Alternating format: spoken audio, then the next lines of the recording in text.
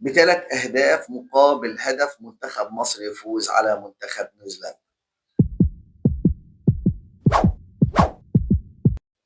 بسم الله الرحمن الرحيم، أهلا وسهلا بكم في قناتكم الكورة تحت الضغط.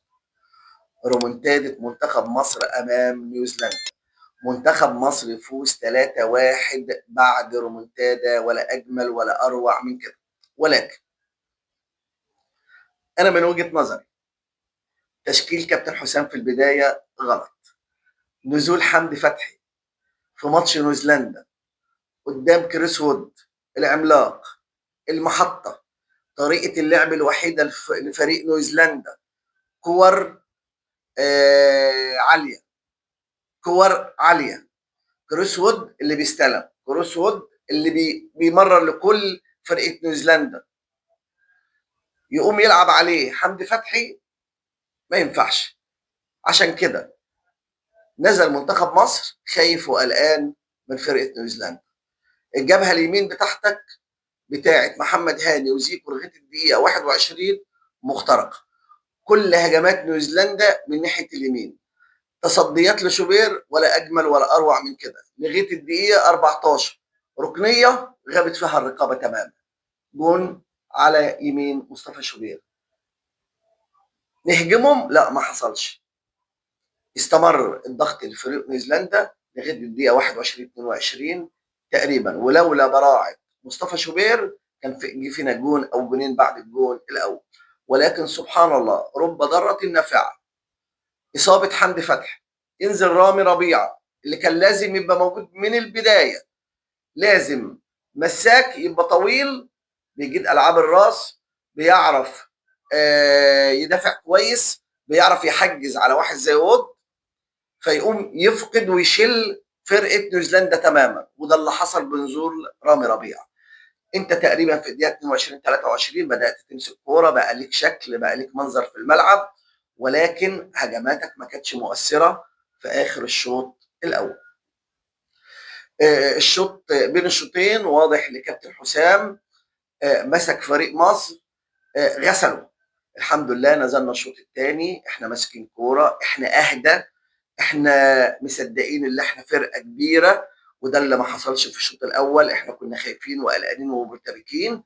لا، الشوط الثاني احنا نزلنا اهدى، احنا نزلنا كويسين، احنا نزلنا بنمرر كره حلوه، احنا بنعمل هجمات على اليمين وعلى الشمال وفي نص الملعب. لغايه الدقيقه 58 عرضيه من محمد هاني، زيكو جول. الحمد لله، 1-1. مسكنا كرة برضه وبنعمل هجمات في كل حتة في الملعب، يمين وشمال ومن قلب الملعب، لغاية محمد صلاح تمريرة زيكو في ال 18، الراجل لعبها له بكعبه، جون بشمال صلاح على يمين الجون، جون ماركة صلاح، جون عالمي. الحمد لله 2-1 في الدقيقة 67. الجميل هنا برغم تغييراتك بعد الجون، ولكن برضه فضلت ضاغط. ركنيه صلاح، تريزيجيه جون في الدقيقه 81. انت لغايه الدقيقه 81 82 زي الفل، ضاغط، ماسك كوره. فرقه نيوزيلندا ما بتطلعش من نص ملعبها تقريبا، لغايه الكابتن حسام ما فضل الملعب لفرقه نيوزيلندا. طلع محمد صلاح وطلع امام عاشور ونزل زيزو ونزل حسام عبد المجيد في نص الملعب. انت كده ضغطتنا بقى يا كابتن حسام، ضغطتنا 7 دقايق اللي فاضلين، والحكم الله يديله الصحه ادى 7 دقايق وقت ضايع. يعني احنا انضغطنا 14 دقيقه بدون مبرر، بدون مبرر.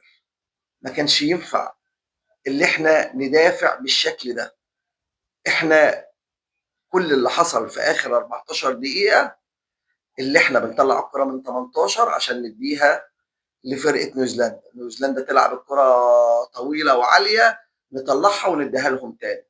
اللهم ان ما في غير كوره